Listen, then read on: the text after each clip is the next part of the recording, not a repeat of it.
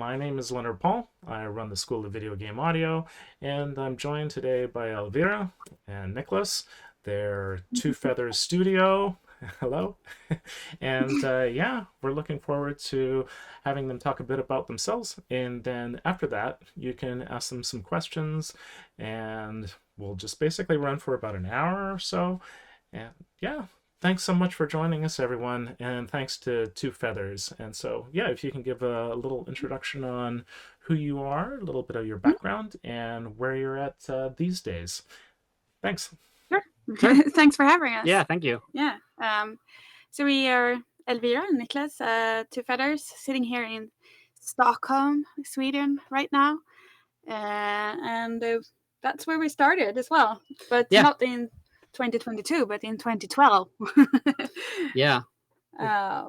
What more can we say? No, but what an introduction. Yeah, we started. So we have our own company called Two Feathers, and we started that back in late 2012, I believe it was. Yeah. And before then, we were started out by studying game dev in general. I was studying sound design. You were studying game design. Yeah. And we met up because we started also playing in the same metal band at that year. And I was playing guitar and you were playing bass. Yeah. And then we both realized that we both really, really liked video game music. And that was a dream that we both shared, basically, of something we want to do sometime if that would happen. You know, you never know. We talked a lot about it just for fun and started writing some stuff together. And am I hurting you with this? No, it's Sure. No. It's all good. Squashing. And then you were at a game dev network event where a friend introduced you to one of her friends who needed music for their game, and that game was Hammerwatch. Mm-hmm. And then I remember you calling me because I was studying in a different town at the time, because you had spoken to that person and basically gotten the chance to pitch us, or well, you said us, not yourself at that time. And then you called me and said, oh, we might have a job. So that's kind of how we started. Just yeah, I pretty much tricked you into starting this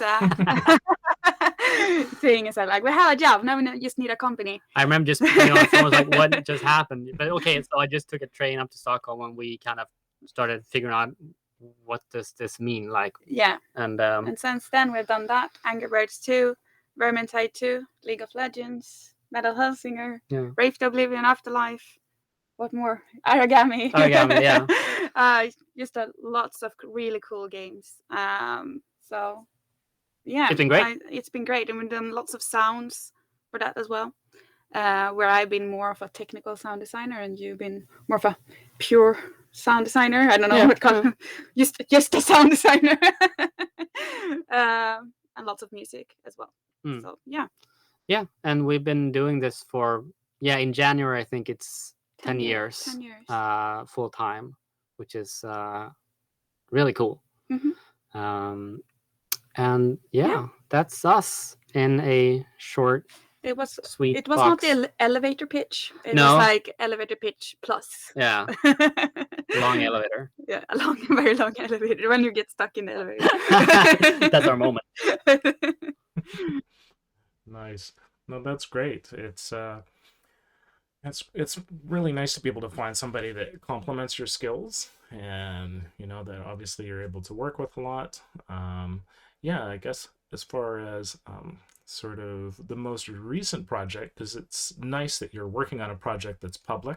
A lot of people that I talk to, they're like, I'm working on this title and I can't say anything about it. Yeah. Whereas for you, maybe if you can sort of dive into a little bit of sort of how that process went for you, sort of from the start until where you're at with the current title. Sure. Yeah. So the current title that we worked on that was released, I think it was just about a month ago, was should be like on almost exactly. In September. Was Metal Hellsinger, which is a rhythm FPS game where you shoot to the beat and traverse these levels, and with a metal soundtrack basically. So you shoot to the beat to the music and kind of progress through that way. And Yeah, that's the game. That's the game. The Yeah, core concept of the yeah. game. And then musically, we did all the sound design and music for the game, and had a lot of fun with a lot of music dynamics. For example, there is a big tier system in the game where, depending on how well you perform, the more music you'll hear. So Yeah. basically, yeah. In the beginning, you just hear like more ambient music, and then you get more and more metal as you like get better or perform better as a Yeah. player. So that's like lots of the game are very much about its music in a way, and the core concept of the game is, of course, it's a rhythm game. So you kind of very much, we had a very central role in this game, far so more so than we have ever done or have had in a game before. Yeah. In a way where we've always been very involved in the development, but this was in another way where like even the choice of tempo for the music can impact the gameplay like immensely. Yeah, exactly. So, Because for an example, we talked about how it affects gameplay. So all the animations for the player are synced with the BPM or tempo of the music. So if you make a song and put in like 200 BPM, the animations will be as quick as the song itself, or yeah, the other way around. So depending on how fast or slow the song is, it changes up the gameplay in certain ways. So that was something that was very new, a new way for us to think. We have to think about this, in a different way. And that's and we got involved into the game just to cycle back to your actual question about about, I don't know, the process. Yeah. Or it was quite a general question, I guess. But we got involved very early, like at the actual pitch for the whole team. When the creative director like presented that, okay, so this is the game we're going to like pitch for Funcom, the publisher. We sat there in that team meeting. Wow. So like the earliest you can be, like even before a prototype happens. And I don't think we've ever been that early. No. in something. Because we had worked with them on a game before that called Darkborn, but that was, unfortunately, that got cancelled, and that can happen, which is very sad. We had made, the whole soundtrack was done. It was like, I don't know, 70, 80 minutes of music. Wow. No one will ever hear. Finished, done, recorded, mixed, mastered, you know. And that, yeah, like, so that's why we were there very early, because they had to start the new thing almost immediately afterwards. Yeah, but they didn't imagine us actually doing the metal music. We had to prove that. They used like, okay, sound design, we're very happy because we did sound design also for the game before. So we had to re-pitch our metal savviness, because the other game before that had nothing to do with metal at all. So no surprise. Yeah, always have to showcase what you can do, right? Yeah. So, yeah. Nice. I guess, Elvira, if you can move a little bit closer to him. Yeah, so that you guys are snuggled together. Just for the screen. Thank you. Yeah, because then there's I've tried to crop you so you're right in there. And so, yeah. So it's basically it's, the center line is right between you. So yeah, I guess an immediate question, myself as both a composer and sound designer, is how did that work for you? Because you had the advantage of being a team that gets to do both. How did the sound design and the music like work together, not just sort of from a creative context, but also from an implementation standpoint on that game? How it worked together. That was okay. Yeah, because sometimes, you have a composer, they just throw their tracks over the fence. And as a sound designer, you're just like, okay, now I got to figure out, whatever tonalities that don't clash with the music, or, like mix issues and stuff like that. Yeah. How did you work like together with sort of music and sound design? From my perspective, I think it was very much about tonality that you mentioned, that like avoiding tonality in the sounds in itself, just knowing. But I think any sound designer would probably do that for a music, like where they know that music will be constant and a very vital role. in the game. The hardest part was actually balancing the sound and music in the mix in a way to get things together and to jive. And I think you can talk a lot more about that because you said very much with the mix, and trying to have them like equally important is quite hard. But I think that's also where we could have a very big benefit of doing both, because we both were very passionate about having all of our work being heard, of course. Not just putting the music in like in the background, but very that it can be in the forefront, but we also want the sound to be there, but we can't have everything, you know, equally important.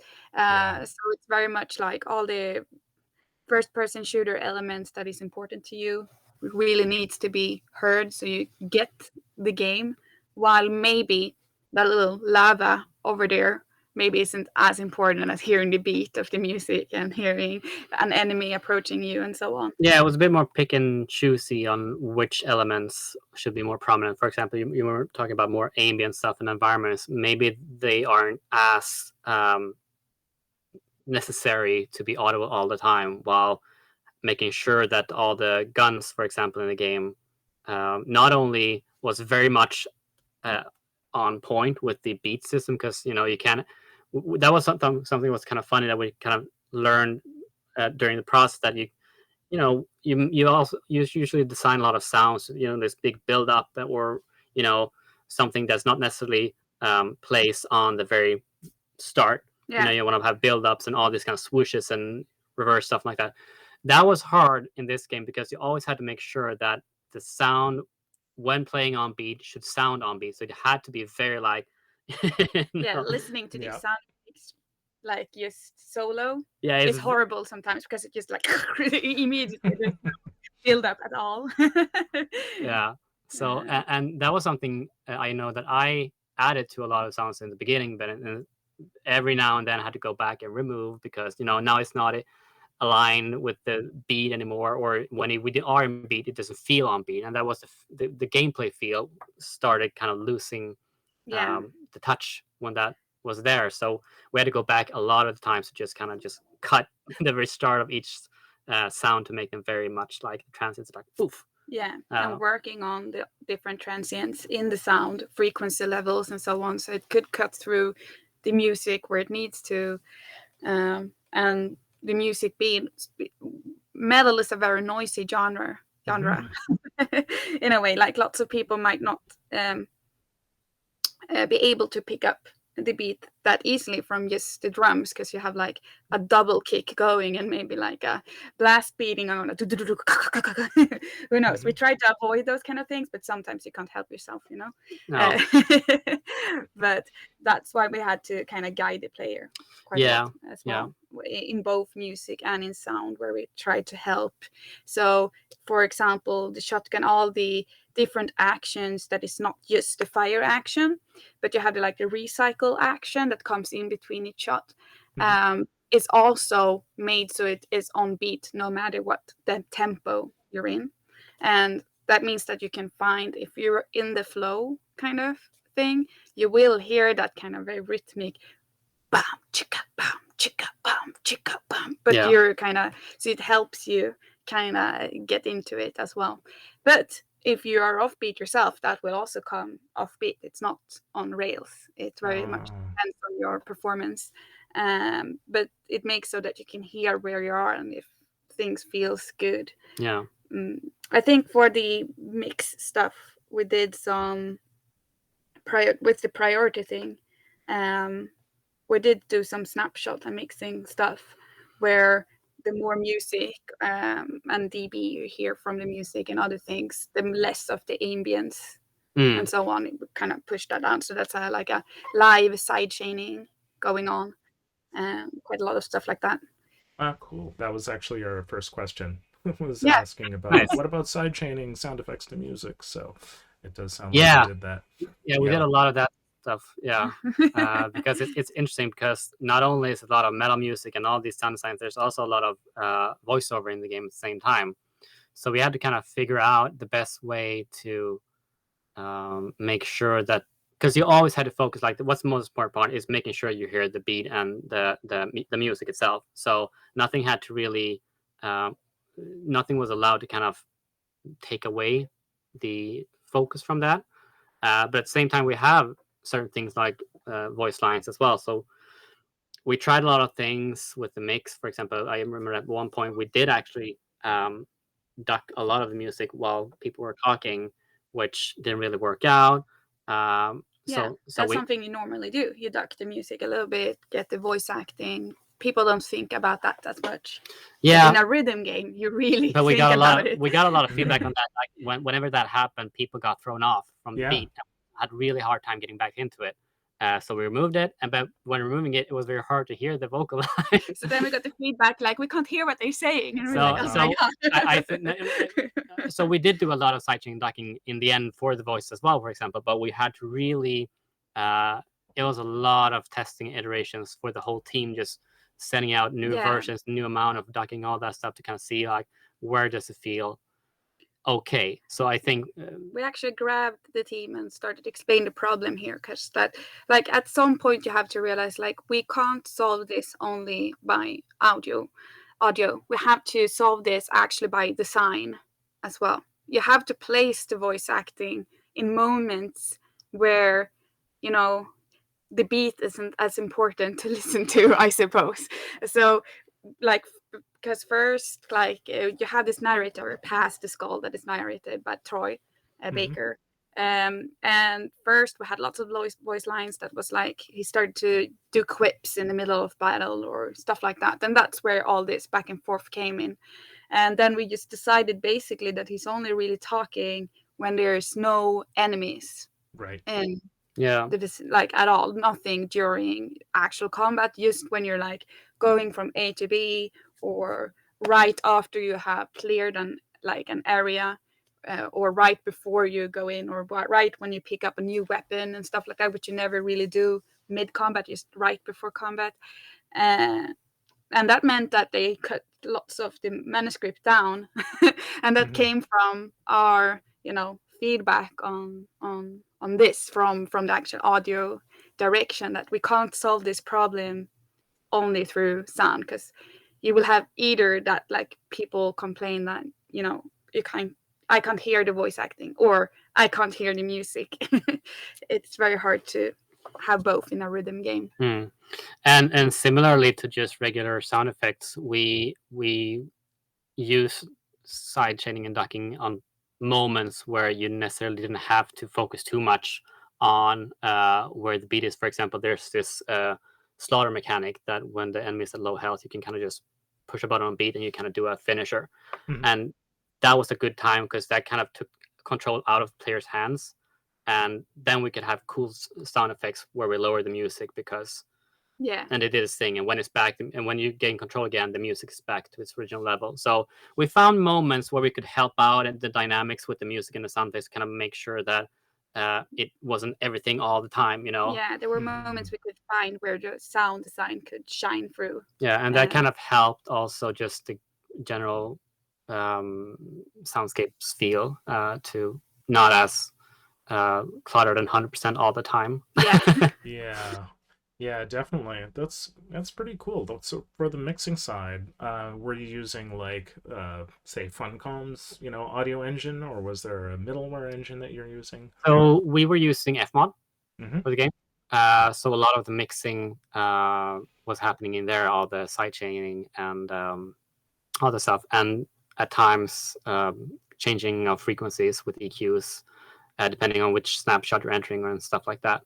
Yeah, there are sometimes we actually remove all the bass from the music, like just to put up that in sound instead. Yeah. So we didn't really we mixed it pretty much as usual before entering the game or adding it into the middleware, and then inside there we started adding a lot of stuff to kind of find the best solution for making sure that all the audio that is needed gets. So Fmod.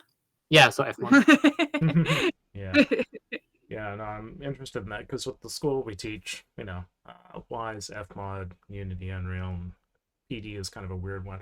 But with the Fmod, we happen to be on the Fmod site basically because we've been teaching FMOD for a while, and I could definitely see where the snapshots could come into a lot of utility with that particular game. And another nice thing is that FMOD from sort of FMOD Studio from the beginning is kind of based on timeline type stuff, and it's good with BPM, and you can just visually see stuff. Whereas Wise tends to be more spreadsheety, and it's kind of like you have to conceptually see how things are going rather than visually see what's going on. Yeah. Yeah.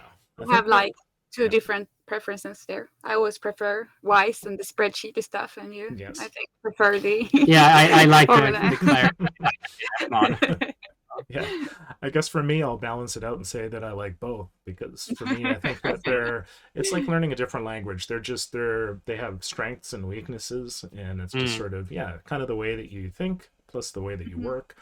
So, yeah, I guess what I'll do is ask a question sort of like, for people, because there's a lot of people that join in are curious about like, how do I do this? So like, I know you sort of went over it quite quickly. It sounded like you both went to school, but yeah, I guess. Oh, actually, we have a question. I'll do my question first, and then I'll do this question. Okay, So right. I think my question being is just like, it's the typical kind of like, what would you suggest to people based on your own backgrounds, how someone could do what you do?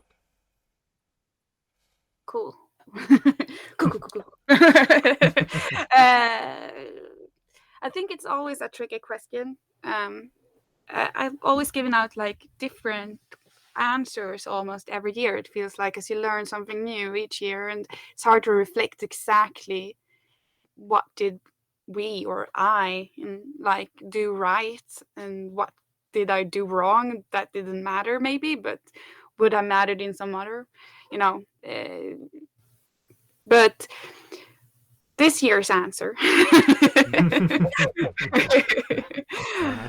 would be, I guess, in a way to like something I remember distinctly was that there was quite a lot of people kind of giving up from a few no's, and when we tell our story, it sounds like we just everything went this all the time, but we did get our fair share of no and direct reaction as well. Yeah. And it's easy to probably not see that when you look at other like very successful composers or audio designers, and they just share their things on Twitter or Instagram and stuff. And of course, it's kind of our job to make sure that we're freelancers. We need to make sure that we look good in a way so that we can get more jobs. Of course, we will take the best we did recently and try to push that, but you won't see all the other things that we don't show, I guess. So I think that's an important just part of the world we live in today, where it's so easy and to see what everyone else is doing, to remember that you actually don't see everything, and that everyone is facing rejection and lots of no, and you have to. It's hard to have that belief in yourself, of course. But you also have to be a bit smart. You can't just like pray and hope to succeed and then that's it. You have to do stuff as well. You have to make sure you have a portfolio ready. Always make sure that it's there. Make sure to improve it. If you get a reaction, look at that reaction and see what can I improve here in my pitch or in my portfolio, or how I actually show my music or my sound. Like really look at it, like shuffle things around. Don't use the same. If you get lots of reaction from one pitch, maybe you need to change that. Not like, just use that over and over and over again, and it doesn't work. It probably doesn't work because of, it might not just like, okay, so it might not work because of your actual skill or music. And so it can be that you're not just showcasing your actual best. It might be how you present it that is not working. So that's what I mean. That's what I mean. Yeah, lots of that. Then you can probably take any ingredient in our story. We went to school, but and that gave us internships, or we could go we had to pitch for internships, but we got internships. And I think that was a great way of just, getting our first network, because we started to actually work in-house at studios. Yeah, Yeah, I did that too. I started with an internship as well at Electronic Arts, and so it really opens the door. And then you just when you're inside the company, then it just answers all of those ephemeral, like hard to answer questions, kind of like what actually happens, and then you learn the dynamic of the hierarchy usually of like who to talk to, and like you're saying, how to present yourself.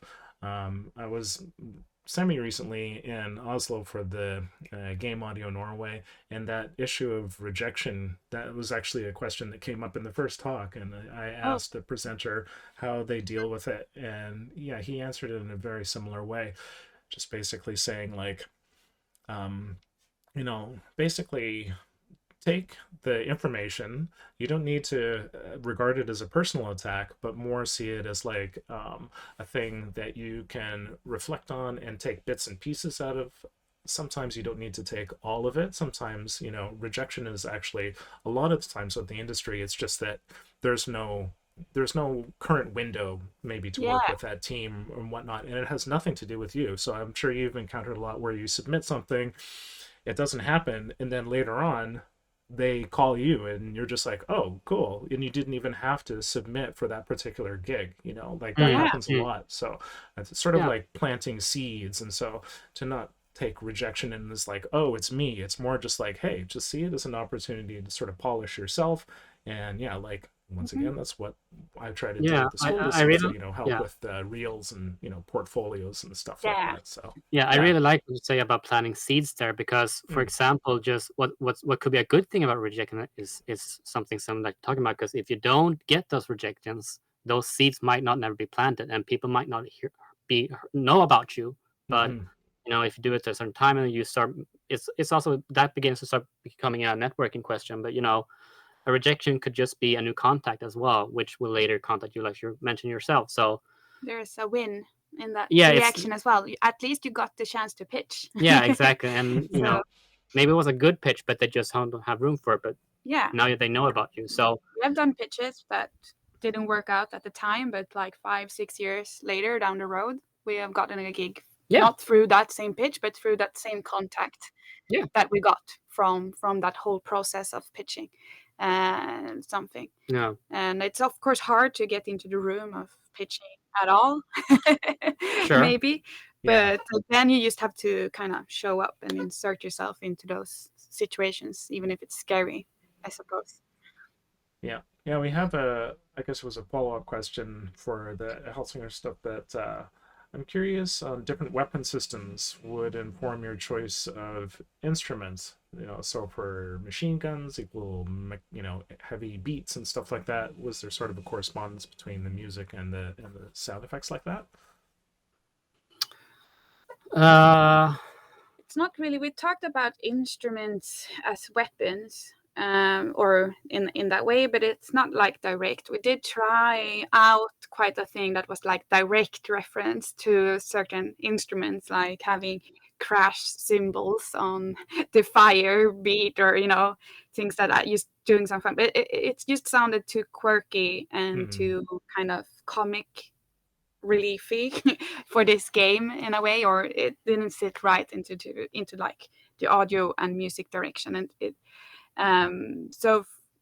but we did keep that sense of rhythm all the time, so it's kind of normal sound effects but very rhythmically. I think exactly, and they have different rhythms. Instead all of the different weapons have an identity of a rhythm pattern. Exactly. For example, the shotgun in the game it's being used on the 1 and the 3rd.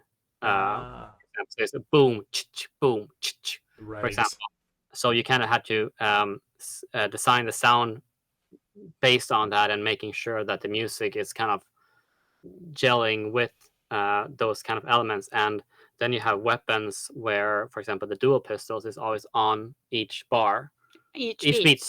Each beat. So it's 1, 2, 3, 4, reload, and stuff like that. So that was more of a game design choice that was made, Yeah. not necessarily what gels with the music we have, but from the game designers how they wanted the weapons to feel like.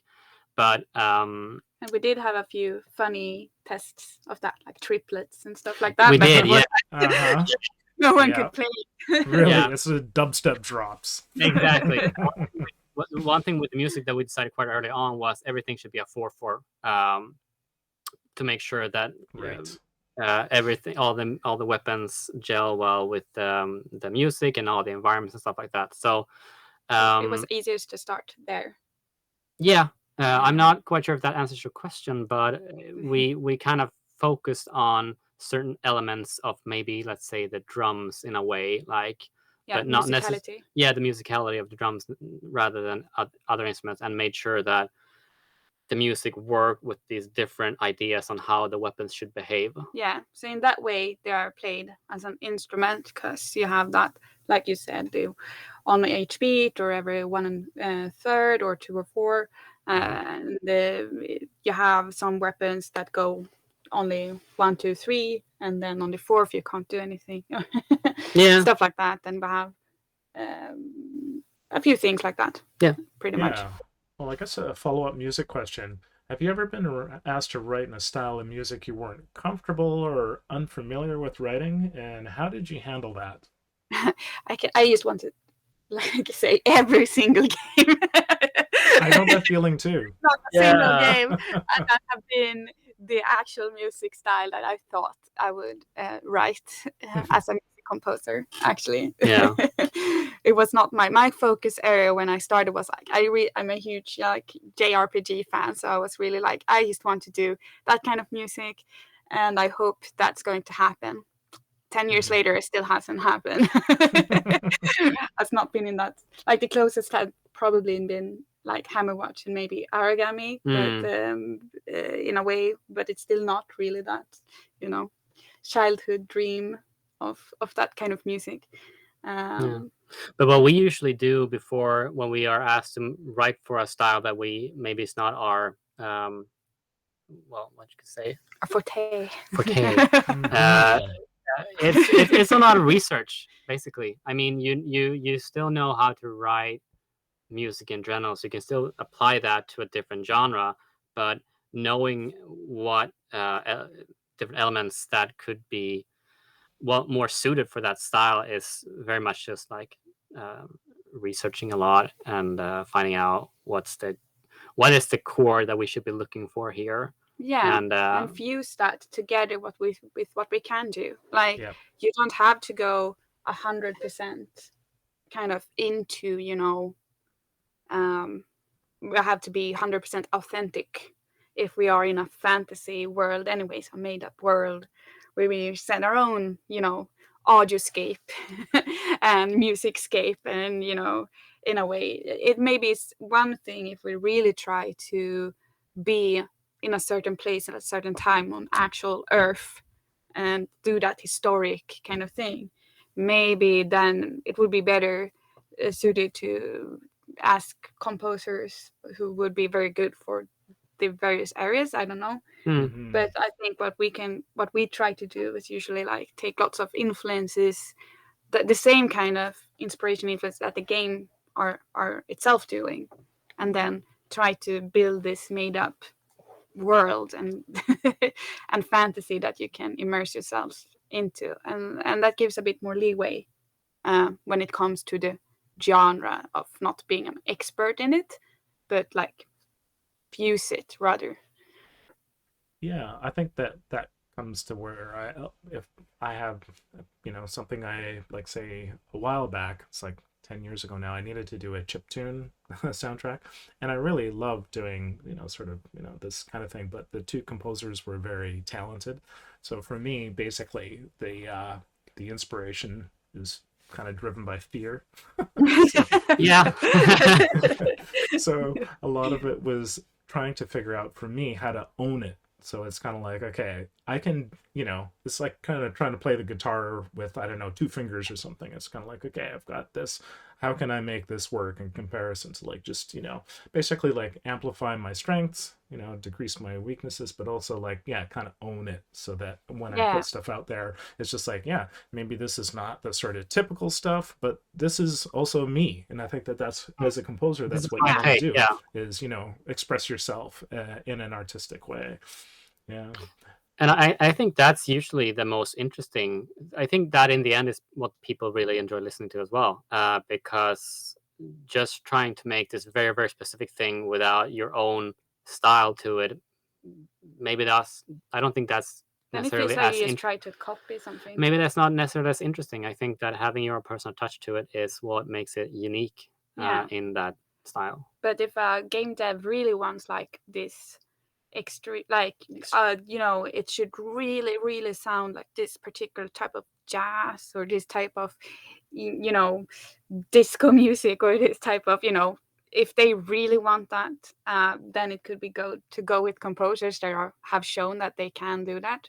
But metal for us maybe was the dark horse of two feathers for many other people, but not for us since we met in a metal band. So that has been a genre that we are very comfortable with. Sure. But the project itself was really scary anyways. Yeah.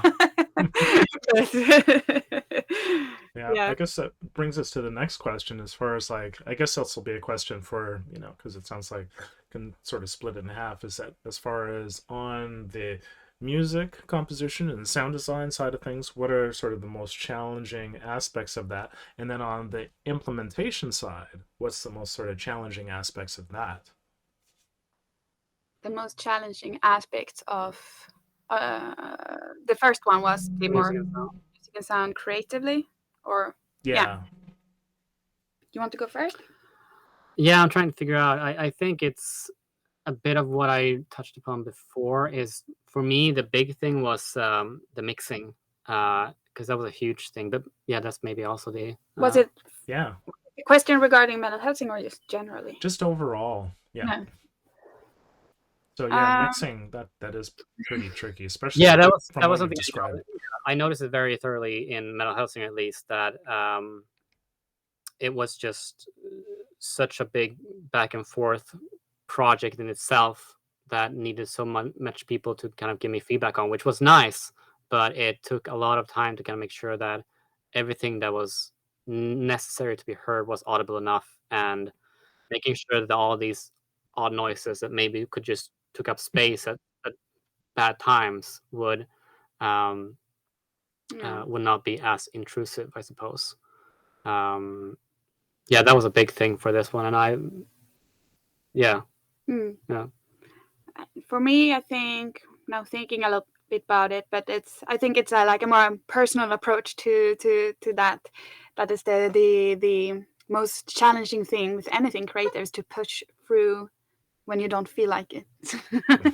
The days when you really don't want to do really anything, but you need to have the discipline to push through. And that after 10 years of working this soon, that's, I think, is the takeaway right now, that you notice that like you can't be on your very best every day, on every hour of the day, and be sharp, and you need to learn how to take those breaks and pauses and be kind to yourself when you do that. Exactly. Stuff like that. And from a creative perspective, for me, it's not hard to be creative, but it's to manage that creativeness that is the challenge, I guess. I would definitely say, I've said that a few times during, talking to people, is that I think it is really important to be kind to yourself as a creative, because, well, I think, depending on, anyways, it's just a harder business than a lot of people think. People just think like, oh, they're up on stage, she's playing, bass, she's playing guitar, they're having a great time, so easy. They're just like, they just get up there and do their thing, and like everything works out fine. But they, like you say, similar to the other, answer is you just don't see all the other bits of it. You don't literally see backstage. No. Like all the months of fires being put out. Exactly. Anxiety. That went into that like perfect presentation at the end of it. And Yeah. yeah, the basically the ability to push through blocks, basically to like adult, you know Yeah, to pretty much. to You do have the to. yeah, to do the gig when you're just like, I mean, it's hard as a freelancer because yeah, you can be sick, there can be, you just be drained. There can also be, I mean, there can be a bunch of different things, but as Yeah. you know obviously you've figured out different techniques of sort of pushing through those kind of blocks. Do you find that there are like techniques like either taking breaks or other things that you could sort of recommend to people that have worked for you? I think breaks are the best thing. I remember in school, especially, I could, sit up to 4 in the morning. And then, especially with a problem, if we're talking about the implementation part, like a technical problem, and I'm like, I still haven't solved the issue here with my code or something like that.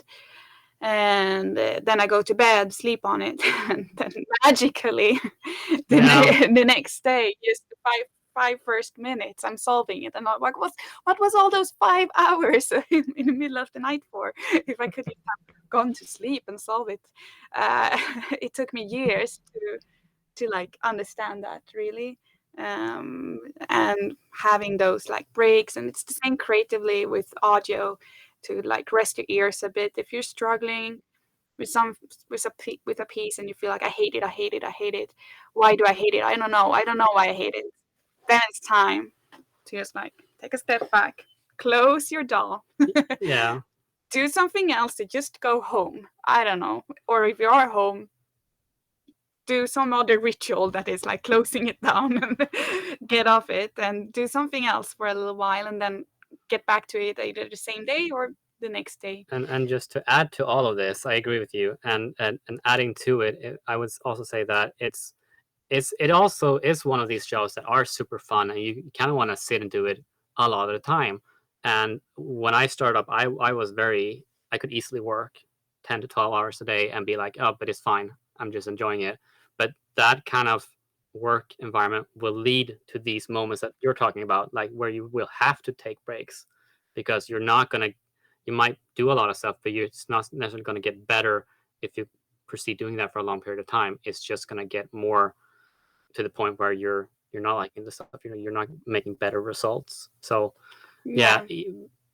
yeah, I think breaks are great. Yeah, yeah, breaks. And be kind, I guess. That when you feel like that hated moment, remember all the times you actually loved it, or when you have even released, like not released, but when you felt like maybe this wasn't my best work, but it's done now, and everyone else seems to like it. To like trust it, that well, everyone else is like liking it. I should be able to trust that the opinion of my client, of you, everyone else is hearing it.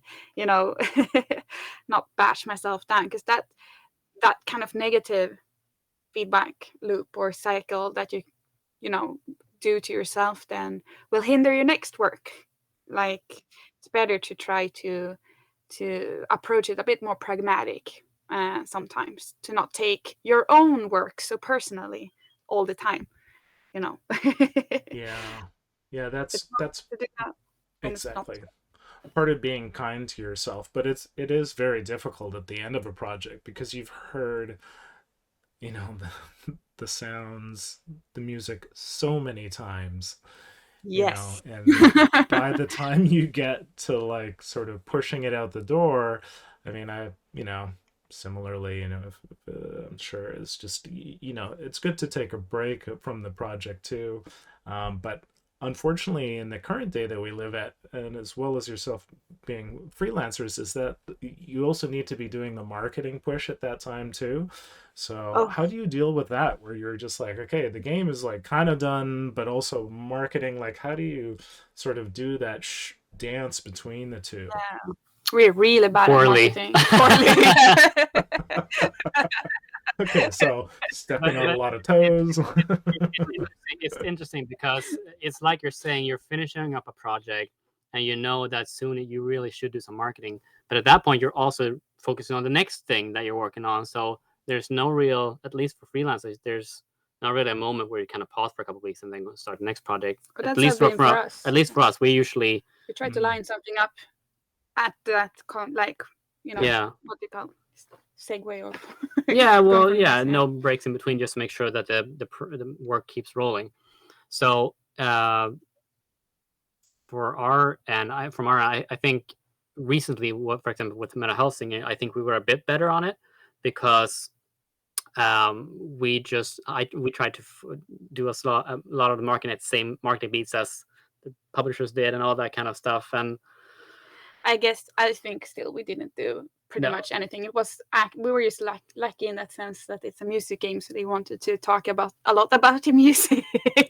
So It's hard, 'cause- we got a lot of interviews that Funcom prepped Yeah. for us, and they did a mini documentary, and Oh, they nice. they organized this concert. You know, we could just enjoy the ride for the first time of that. Otherwise, it's just like, okay, we push through on our Twitters and stuff like that, on our social media, but it's just a bubble.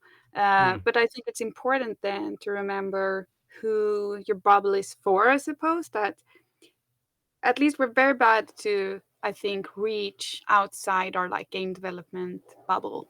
But that's okay, because for us, at least the most important part when it comes to the freelancing thing is that other game devs see what we do. They are the potential future client, or even a past clientele, or reoccurring stuff like that, like to take care of your core network of maybe 100 people or 10 people are just as important of trying to push through that wall and be seen by hundreds of thousands.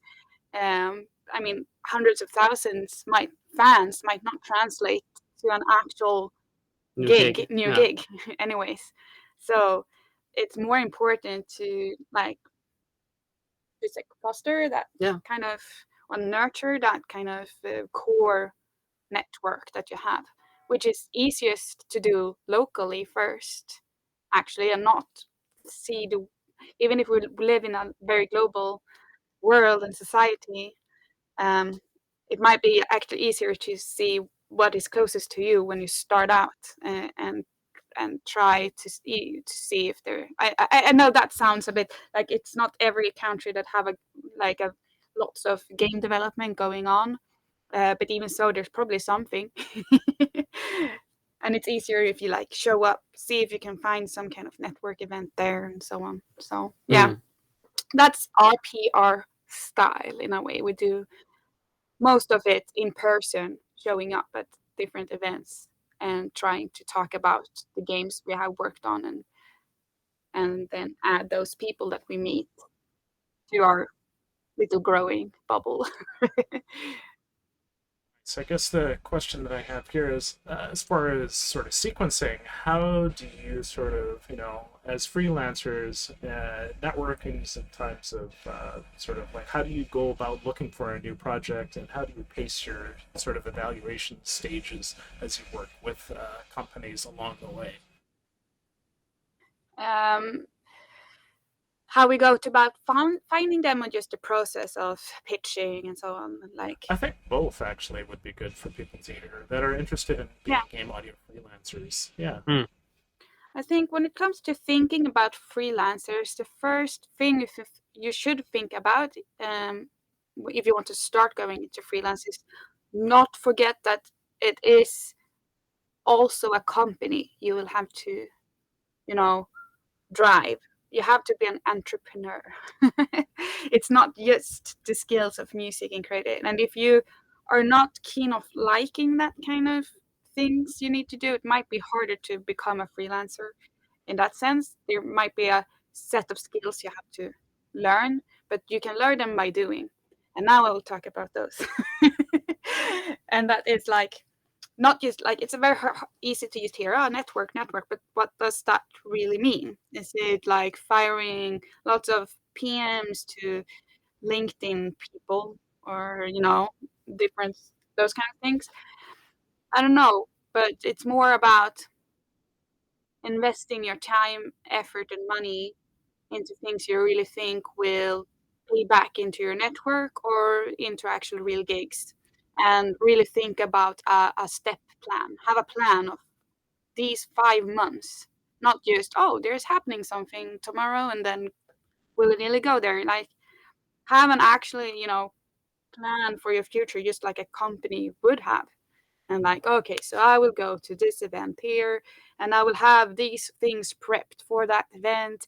My portfolio should showcase these and these things because I know these people will be there and they like this type of music. So maybe if I bump into one of them, or can I get a meeting, do proper research. I think it's very good for you in any way when it comes to all types of Yeah, for sure. trying to get a gig, and that comes for pitching as well, whether it's a cold pitch or a hot pitch. Yeah, whatever just you call it. being prepared increases both your chance and your luck of getting something, because there's a luck into it as well. But being prepared increases, that chance. Yeah, have a great website that makes you look professional. Have the way you conduct yourself can Sure. be the Yeah. first impression, things like that. It's mainly what we've been doing too. I mean, we don't really have a. We usually drink beer with people, be friendly, show our stuff. Maybe something happens. But we're very prepared for that beer in before. I guess You the know. question there is like how do you navigate as freelancers networking in times of COVID, or how do you connect with people, sort of whatever during these kind of strange and also like doing remote work kind of times, or do you kind of work more locally, I guess? It's from the network perspective, there was a lot of things that started uh, through Zoom, especially like the games industry gathering, and stuff like that, where we like met up globally with lots of people every Friday, or Mhm. um, first it was every Friday, I think, of every week, and then it became every second Friday. Now it's just the first Friday of each month or something like that. But that's something that started that was like a network, event, because all the game developers like to network with each other. They like these kind of events, so they will start them whether you're in a pandemic or not. And you just have to find those events and be there, pretty much. And that's what we did. We find these events that other people were hosting and tried to, insert ourselves into those, I guess, or invite ourselves into those in some way or form. Um, uh, might not translate. Usually, these type of events, whether you're on game developer conference or like Gamescom or wherever, they don't translate immediately into a gig. No. But they become, people you meet there become part of this bubble that we talked about before, that might lead to something down the line. And that's what you nurture all the time, in a way. Yeah. And that's what we think lots about when we talk about network. It's not like, oh, we're going with our business card and throwing it willy-nilly around and like putting headphones on people's, in the middle of some kind of talk or. Yeah, exactly. I don't It's not think like that. you should expect like I'm gonna go home with a new gig from one of these events. I don't think that I think that rarely happens, but it's more like connecting with people, making sure that when an opportunity arises, it's Or we're just shit at it and we don't know maybe, it. yeah. That's why we Hey, don't who go knows? from there. It could be. We might not be. But that's what But it still worked. it's what has worked for us. That still worked. Worked out somehow. When it comes to like the actual process after that, it's very much just about for the first, like in the beginning we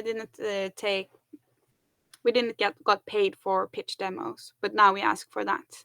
Like if it's custom, because we have so much in our portfolio in so many different genres that we just say, hey, you can look at what we have done. We have lots on lots and lots and lots of music. And if you think our quality is up there and you would like to see what we can do for your game, then we can do a test run. That's how we say it. We can do a test run where we do exactly how we will work together. With a demo, we will do like maybe 2 minutes, and we will work with you not just as if it was a demo pitch, but we will work with you just like we would have done if we were hired for this gig. So they get like a taste of that, really. And I think that has been a very good way of approaching it, because they get to know us and we get to know them, and also in general that it builds some more mutual respect for what we're doing, to ask for payment for a pitch as well, because we are doing lots of work with that demo as well. And then we can also put much more effort into that custom pitch, because we can, if we do it for free, then we would have to put that probably in our evenings or on weekends, or because we're working on something else to get that money in.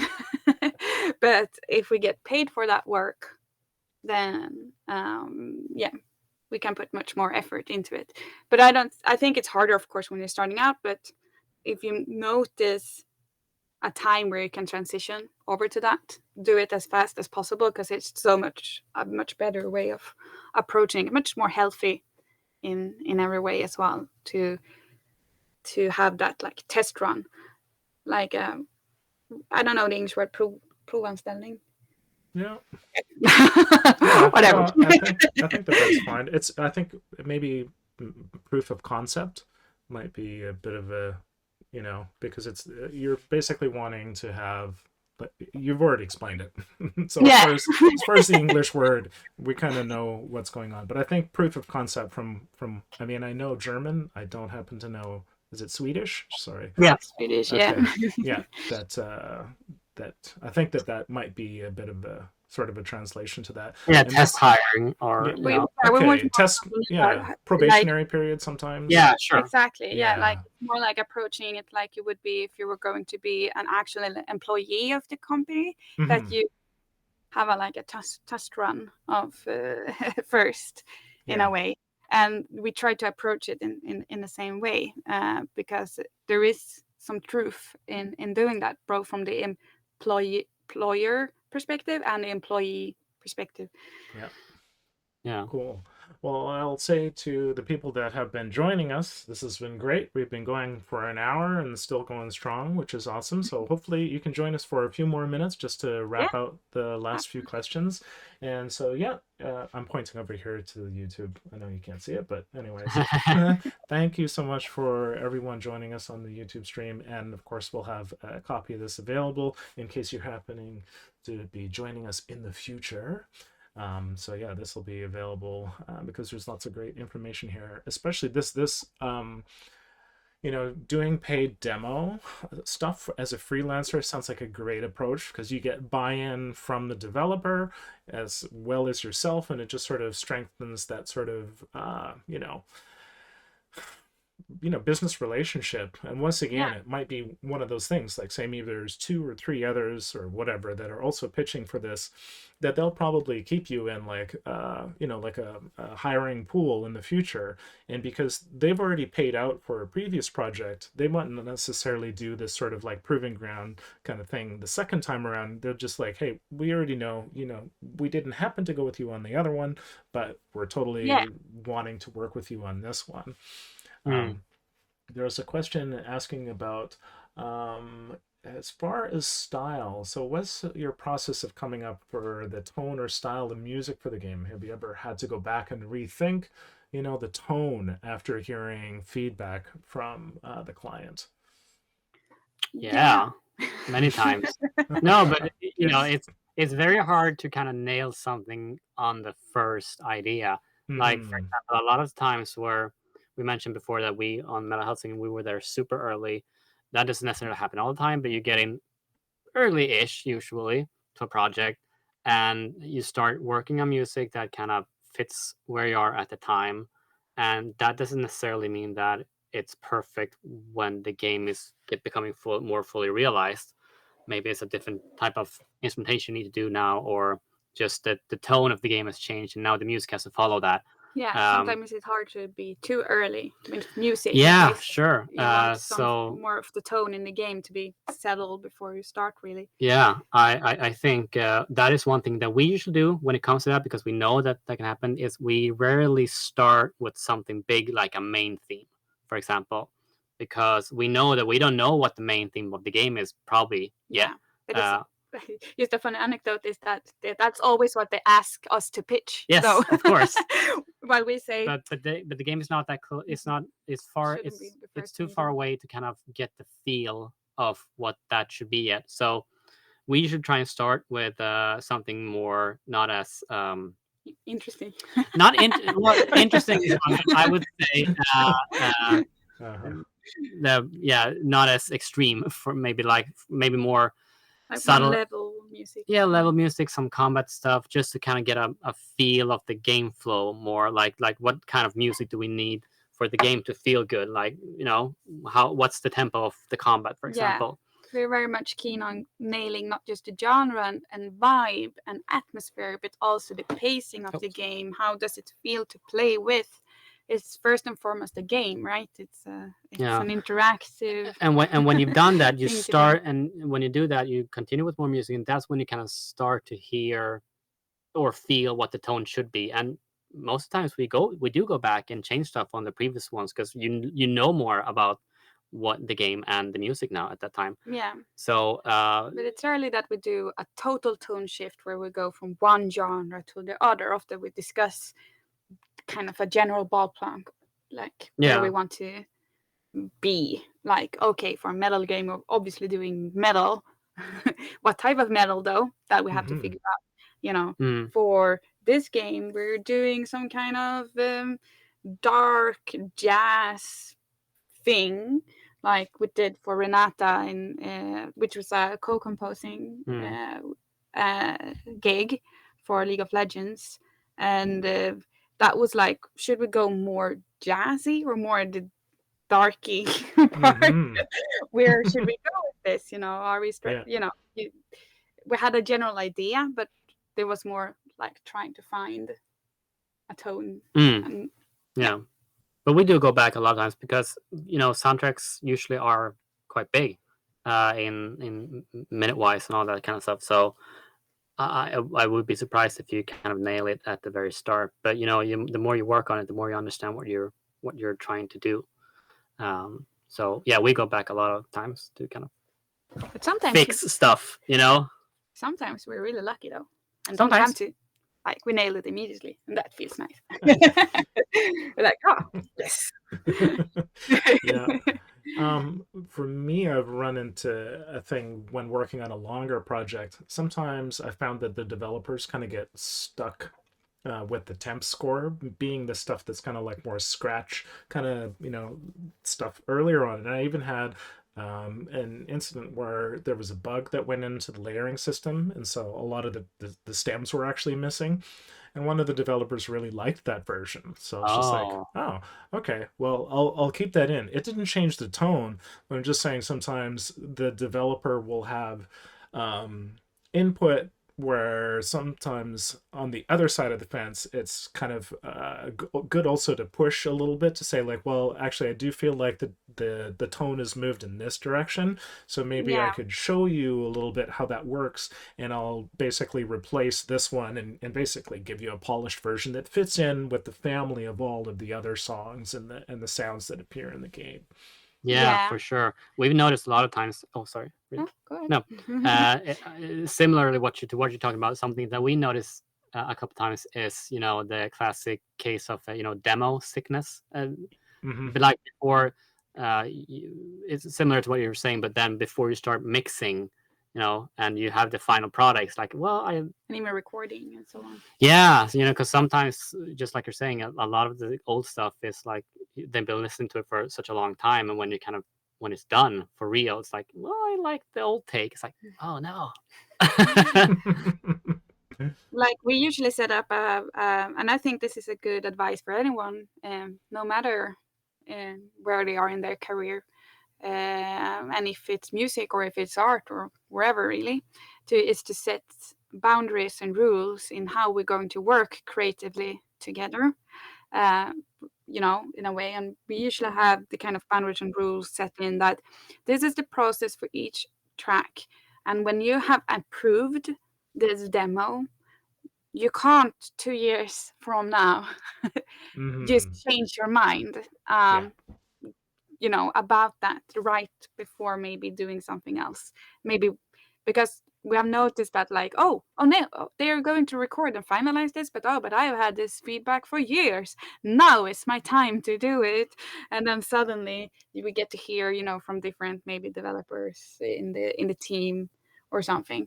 And that's the rule too that we have put down, a little two-feather rule, is that we say boundaries that we don't really want more than maybe 2 people that are our main go-to people to talk to, and then you can, gather all opinions you need and be the kind of filter for Wow. Yep. that. It's very confusing for us, and this is from experience. If we get like a room to talk with like 10 or 15, or if everyone in a team can say whatever they want about the music to us and write a PM on Slack or something like that.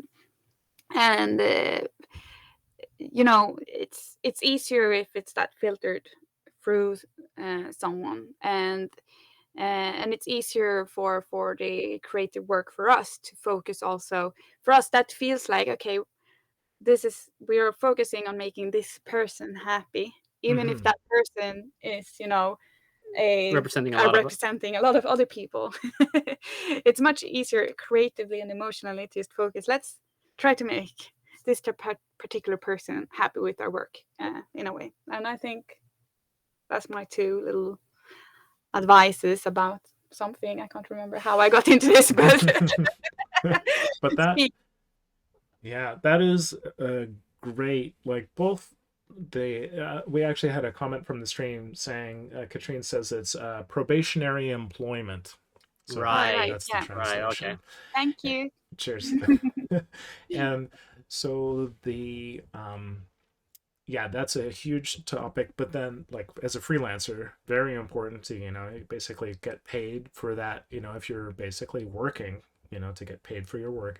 And then also this idea of having a single point of contact, like a POC, basically, that happens on larger games here, is really important. I'm doing that with I'm doing audio direction on a AAA indie game, and I'm helping out the composer by being that person for him. Because I'm basically filtering in all the sort of stuff from the team, combining it what I think will fit with the game, and then trying to make it so that he's not just going like, oh, and then this and then this and this. I'm trying to basically go like, okay, 5 steps down, we're going to try and reach this point. And basically having that sort of point of contact is super important, because I know that otherwise it would have just been kind of a mess, because you basically do art by committee, and then it just ends up being beige. Yeah. So that's a great point to really illustrate. Work with the single point of contact, and then get sign off. And then when sign off is done, it's actual sign off. And if you want to do something else, then you're going to have to basically, negotiate. Yeah, exactly. I'm, basically work into sort of the whatever your sort of construct of your contract is, and just sort of say like, well, this is our rate for that kind of stuff, and sort of deal with that sort of contingency. Exactly. And I think that's a distinction actually, is that many people talk about, oh, how many revisions should I allow in my contract, and so stuff like that. But we don't really do that, because instead of revisions, we put a time frame. Oh, this is your time frame of us working with this particular piece, and when time's up, when you have approved, of course we put like, this is final delivery, and up until final delivery, you should be available to listen to this and try it into the game and do everything you need. And that's your responsibility to us as our client. We don't only have responsibility to you, they have responsibility to us as well. Yes. And to test everything and really think about it and really, listen and, have all the feedback they need. And we can do as many revisions they want up until that point, Yep. in that case, because we want them to be happy. But it's more so like after that, final delivery, we're expecting then that we're all happy with this. And now we have signed off. Yeah, because it takes time to kind of finalize the track after that point, and it's very hard to kind of, prep everything for recording, and then at that moment we have to steer a different direction because of something that came up. So it's very difficult. So it's very good to have that kind of very clear cutting point to, and it's clear for them as Yeah. well. They get a roadmap for how to deal with music, and that's very good for if we work with a lot of teams that don't actually have an audio department, and there's no audio person in that sphere. So maybe, and usually then we are the audio team because we do then both sound and music. But then we need to be very clear with those kind of things. How should you, creative director or design lead or whoever it may be, how should we work so you understand how music works and the roadmap we should put here, and help those people through that, but also set those boundaries in a way. Yeah, that is perfect. I mean, the way that I've worked with contracts on this side is in a similar manner, but for maybe some of the smaller ones, I've sort of asked the developer, what is your sort of drop dead date? Like, when is the last time that you're not going to be needing any revisions? And of course, as we know, if this is at the start of the project, it always kind of goes past that date. But having that in the contract basically means that, yeah, like, number of revisions are fine. But if they've basically blown through a bunch of that schedule, either where they didn't have the design set properly on their side, or similarly, if they're asking me for a lot of changes, then we're going to go through that date. And then after that point, then it's kind of like, well, you don't just get stuff for free, which is really, as a creative, it's quite important, because if you don't have dates in there, like you say, then they will continually ask you for stuff, especially if they're getting it for free, like if it's within the deliverables sort of like that you've already agreed on.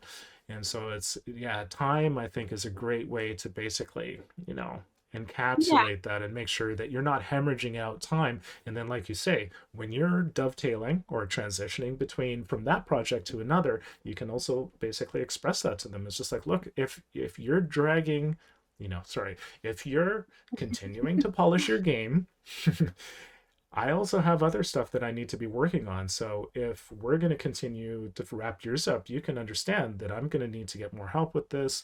And so that's the reason why we've basically gotten into sort of overage territory of like, we need to sort of wrap this up relatively soon in a way that works for us both.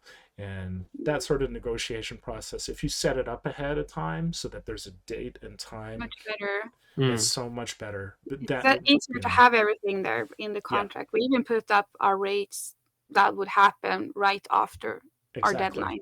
Like if you ask if this has been approved by our final delivery date, or like, then it will cost this much to do another revision. For each revision we're doing, it will cost this much on top of what you're already paying for this whole thing. So that is already agreed, and so they know that before they make their ask. So we don't have to hopefully remind them of, because it's always a bit harder as a freelancer and creative person to talk money and all this stiff stuff, and you feel like really bothersome, or you want to be very service minded and all that.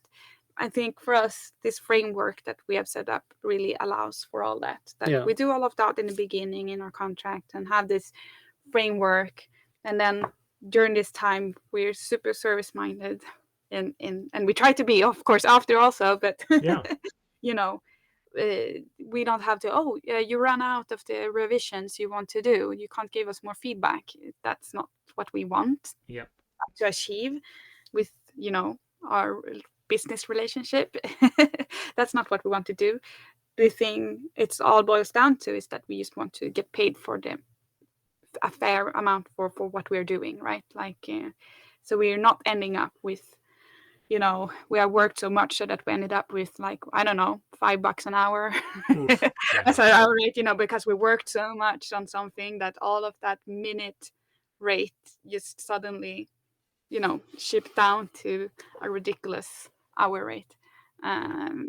Because it's easy to get there if you base your rates on minutes, which many people do. Then you have to make sure to look at how much time do we actually put into this, and how does that minute rate translate over to an hourly rate. That gives you a fair share or a good idea on if you actually are taking enough money, like if you're charging enough, or if you have worked way too much on this particular song. Or project. I guess that is our final question, asking about just sort of like the length of time of your projects. They're commonly set by the developer, I would assume. That was the sort of the main question there, as far as yeah, I think that was it. Just asking sort of like how long you have to work on okay, how long did you have to complete, the Metal Hellsinger project? And how long are sort of your typical projects? Right. Yeah. So for that game, we started working on that, and I think it was in summer of 2019, and we kind of wrapped that up in early summer of this year. And pretty much 3 years. Yeah, pretty much 3 years, and not it wasn't full time all the time either, so it was kind of on and off for 3 years. And that was probably our longest one so far, where a project usually could be around 1 to 2 hours years. Yeah. Yeah. Next one. About 1 or 2 years. Yes. Seeing as how we work as well, because we do a lot of on-off on certain projects. Sometimes we work like full on 100% for a longer time, for a year. Yeah, for a year or something. But it all varies on scheduling and what they need from us at the time. Because as we talked about before, you can start very early, and then maybe you don't have a lot of stuff you have to do. But so you'll schedule a new period of work for them that maybe is 4 months later. So on and off 1 or 2 years, what I would say is the most common. And usually when it's on, it's usually for like a, what do you call it, like a sprint in a way, not an agile sprint, but like this is a 4-month period where we're very much focusing on that project and that deadlines and those music pieces and maybe that sound and so on, and really work focused.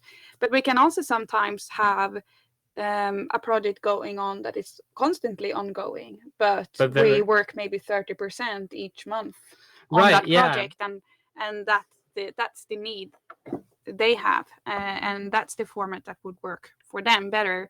Or we do something like that and then we ramp it up towards the end of the project, and that depends on how early we kind of got onto into the project or something. But like I said, I think mostly on average it's 1 to 2 years we're working on something, most of the time. Yeah. If it's just not, of course, a project that we were just one track, then it's then it's 2 years. Then it's 3 years. It all depends. But we're mainly speaking about the bigger ones where we usually tend to do music and sound design, or just a music soundtrack rather than imagine a full, at the minimum, 8-hour experience of game, and music and / or sound for that. Yeah, no, that sounds great. And I think with that, what we'll do is we'll wrap and say thank you very much for joining us.